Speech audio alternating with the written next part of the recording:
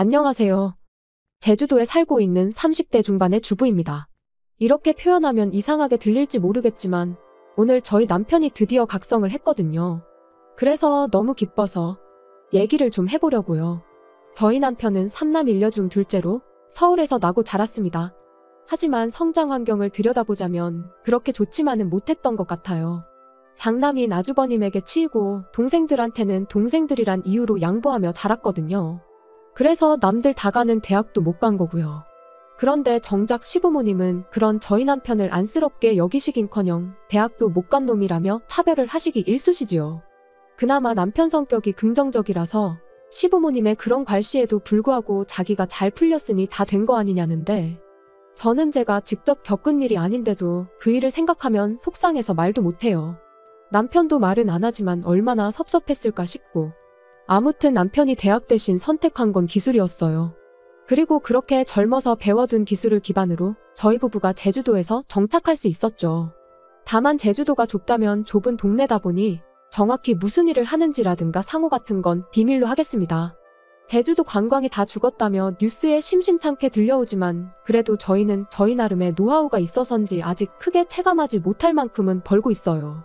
이렇게 말하면 유치하게 들릴지는 모르겠지만 성수기 비성수기를 감안하더라도 서포트 빵빵하게 받고 자란 남편의 다른 형제들보다 훨씬 잘 먹고 잘 살고 있달까요? 그런데도 시부모님은 아직도 저희 남편을 무시하시네요. 잘나고 똑똑한 놈들은 죄다 회사 생활한다고, 장사는 못 배운 놈들이나 하는 거라면서요.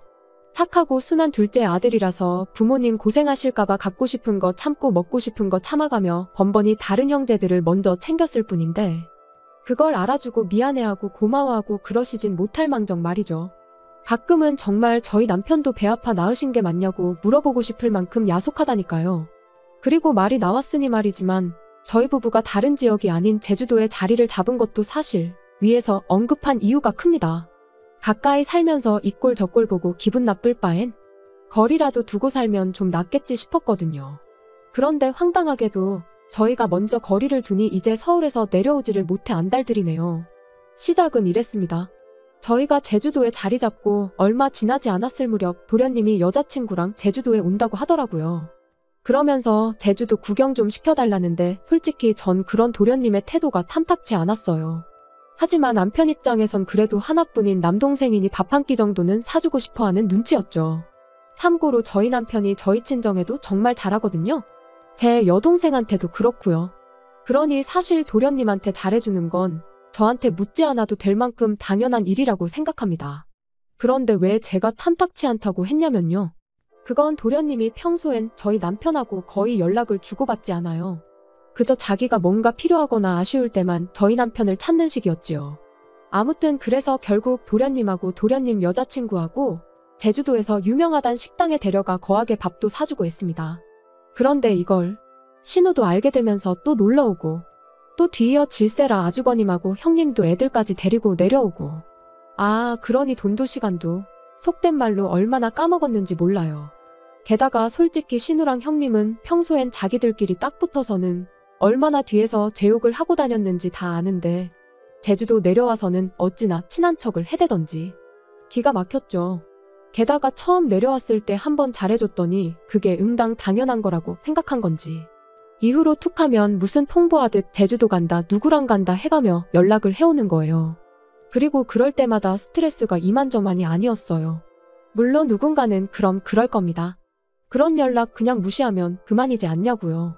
하지만 그때만 하더라도 아예 시댁하고 연을 끊고 산다거나 그런 건 생각해 본 적도 없었으니 무시하는 건 어려운 일이었어요. 무시했다간 또 저나 저희 남편에 관해서 어떤 험담을 하고 다닐지 가늠도 안 됐고요. 여담이지만 저희 남편이 바보도 아니고 솔직히 시부모님이나 형제들이 자기를 얼마나 무시하고 깔보는지는 잘 알고 있었어요. 하지만 그렇다고 자식이 부모를 모른 채 할 수 있냐, 형제를 버릴 수가 있냐 하는 사람이었습니다. 그리고 그래 다 좋다 치자고요. 같이 육지에 살았어도 한 달에 한 번은 만나서 밥 먹을 수도 있고 그럼 저희가 살 수도 있는 거니까 그렇게 생각하면 제주도에 왔다는데 밥 한 끼 사주는 거 어려운 일이 아닐 수도 있죠. 하지만 일단 신우부터 얘기하자면 누가 좋아한다고 그렇게 툭하면 형님을 헐뜯으며 제 환심을 사려고 했어요. 그리고 돈이 어디서 나는지 허구한 날 자기 친구들이라며 같이 내려와서는 재워달라는데 그럴 때마다 시부모님은 그럼 여자애를 밖으로 돌릴 거냐 하시며 재워주라 하셨죠.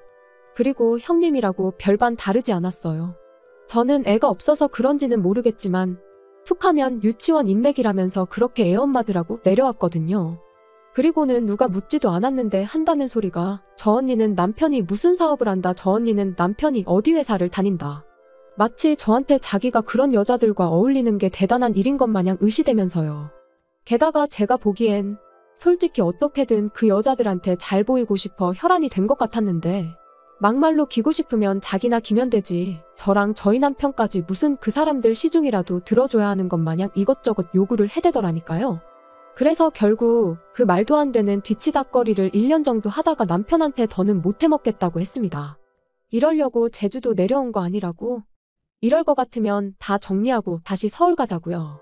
그랬더니 남편이 미안하다면서 자기가 이제 못 오게 하겠다는 거예요. 하지만 남편 성격에 딱 부러지게 말을 못할 것 같고 또 남편이 욕먹는 것보단 차라리 제가 먹는 게 낫겠다 싶었죠. 하다못해 누구든 싫은 소리라도 하면 이참에 에라 모르겠다는 심정으로 확 들이받겠다는 생각도 들었고요.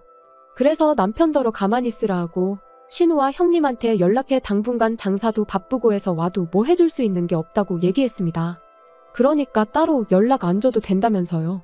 그랬더니 이건 뭐 알겠다는 말 한마디 없이 두 사람 다 더는 연락이 없더라고요. 보나마나 둘이서 또 편먹고 짝짝꿍이 되어 얼마나 저를 씹어대고 있을지 안 봐도 비디오였죠. 그러다 얼마 전이었어요. 저희 어머니 생신이기도 해서 서울에 올라갔다가 시댁에 들렸는데 어째서인지 아주버님이 와 계시더라고요. 그리고는 저희를 보더니 말도 안 되는 하소연을 늘어놓기 시작했습니다.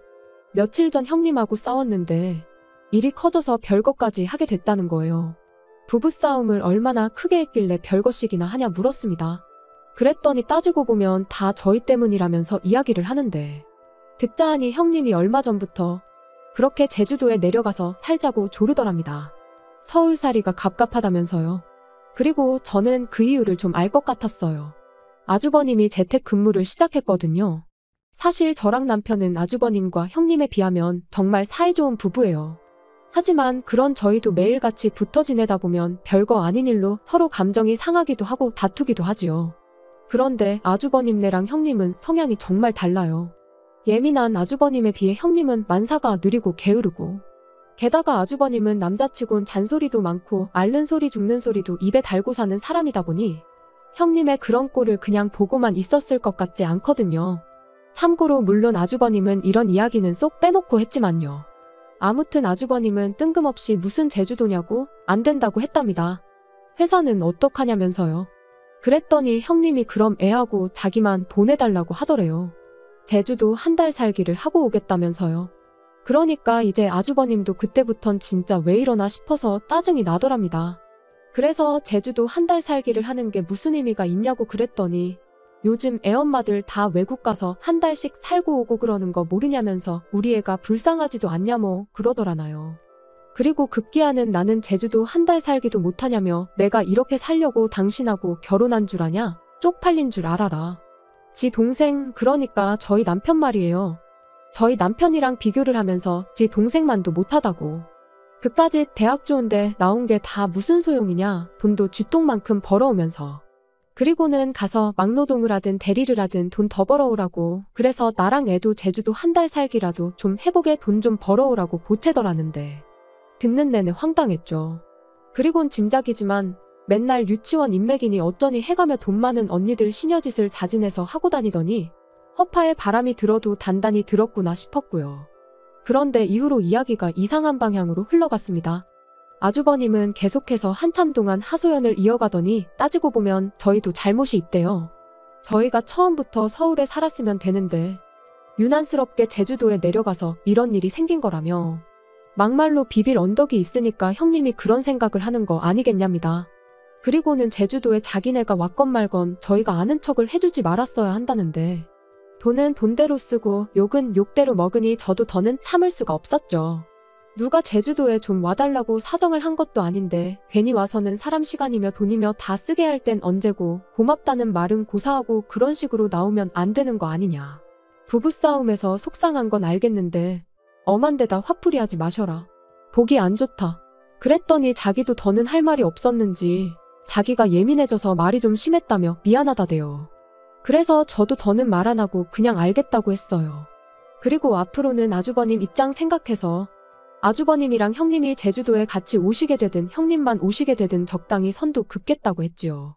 집에 올라오는 길 남편이 저더러 속이 다 시원했다면서 고맙답니다. 자기도 듣는 내내 열받아 죽는 줄 알았다면서요. 다만 자기는 한 번도 형한테 대드는 건 생각해 본 적이 없었다면서 한다는 말이 자기 형이 저한테 사과를 할 줄은 몰랐대요. 그리고는 앞으로 자기도 할 말은 하고 살아야겠다길래 그러라고 기죽어 살 필요 없다고 했지요. 그리고 이후로 한동안 조용했는데 오늘 아버님한테 벼랑간 연락이 왔어요.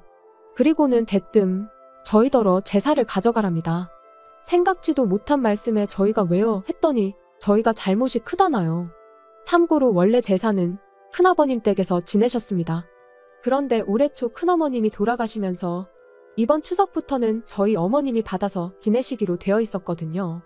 그런데 아버님 말씀이 아주버님 일로 어머님이 스트레스를 너무 받으셔서 힘이 없다고 하신답니다. 그러니 저희가 해야 한다나요?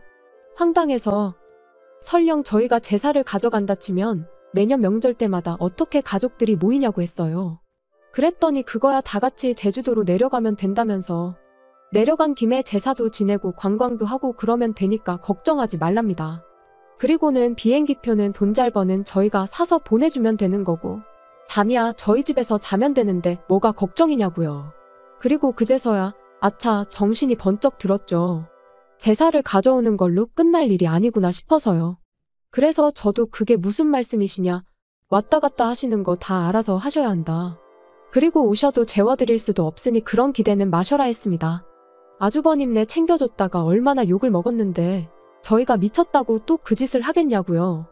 그랬더니 저희더러 부모 형제 다 버리고 제주도까지 내려가서 살 때는 이만한 각오도 없었냐는데 솔직히 말이 좋아 이 꼴 저 꼴 보기 싫어 떠나온 거지 사실 쫓겨난 거나 다름없다고 생각합니다. 부모님이 잘해주시고 형제들과 사이가 좋았으면 굳이 뭐 한다고 연고도 없는 제주도까지 내려와서 지낼 생각을 했겠어요. 그리고 그때 밖에서 일을 보고 들어온 남편이 저더러 누구냐고 묻길래 아버님이랑 통화 중인데 미치겠다고 그러니까 자기가 통화하겠다며 핸드폰을 달라고 하더라고요. 그래서 핸드폰 넘기고 전 애꿎은 머리만 쥐어싸매고 있었어요. 남편은 한참 동안 아무 말 없이 아버님의 이야기를 듣고만 있었습니다. 핸드폰 너머로 종종 아버님의 고함 소리가 새어나오긴 했지만 정확히 무슨 말씀을 하시는진 들리지 않대요. 그리고 그렇게 얼마나 시간이 흘렀을까. 남편이 나지막한 목소리로 아버지 하고 한마디 하더니 이제 그만 자기 좀 놔달라고 하는 겁니다. 깜짝 놀랐어요. 그런 목소리며 톤이며 처음 들어봤거든요. 아무튼 남편이 하는 말은 이랬습니다. 형이 무능력해서 돈을 못 버는 것도 그래서 형수가 원하는 한 달 살기인지 뭔지 못 보내주는 것도 우리하고는 상관없는 일이다. 어머니가 형 때문에 힘이 없으시다니 그건 자식으로서 속상하지만 그럼 그 책임은 형이 져야지 왜 아무 상관도 없는 우리한테 이러시냐. 우리 제주도 내려올 때 누구 한 사람 가지 말라고 잡기를 했냐. 아니면 가서 먹고 사는데 보태라고 단돈 1,000원이라도 줬냐. 그리고 마지막에 덧붙이길. 내가 아직도 어렸을 때 이리저리 치이던 둘째로 보이시냐. 나는 이제 그 아이가 아니다. 이제 지켜야 할 내 가족이 있고 사업이 있다. 그러니 더는 이런 말도 안 되는 요구는 하지 마시라. 솔직히 가족들한테 매번 퍼주기만 하는 마음 여린 남편인 줄 알았고 지난번에 했던 이제 할 말은 하고 살아야겠단 말은 그저 하는 말인 줄로만 알았는데 자기가 알아서 확실하게 선을 그어주니 전에 없이 믿음직스럽게 느껴지대요. 그리고는 괜찮냐니까 자긴 아무렇지도 않답니다. 그러면서 저더러 저번에 이런 기분이었냐 하더니 속이 뻥 뚫린 것처럼 후련하다대요. 그리고는 진작에 자기가 이리저리 끌려다니지 않았으면 제가 그렇게 고생할 일도 없었을 텐데 미안하다고요. 제주도 내려온 이후로 솔직히 보고 싶은 친정 부모님이나 동생도 자주 못 보고 친구들하고도 소원해지고 그래도 제가 내린 결정이니 후회하지 않으려고 그 누구한테도 얼마나 힘든지 제대로 얘기해 본 적이 없었어요. 하지만 오늘 남편의 강단 있는 모습을 보니 너무 많이 재지 않고 남편 하나만 보고 내려온 제 결정이 옳았다는 확신이 듭니다. 그래서 앞으로도 남편이 하는 말과 가는 길은 믿어 의심치 않고 따라줄 거예요.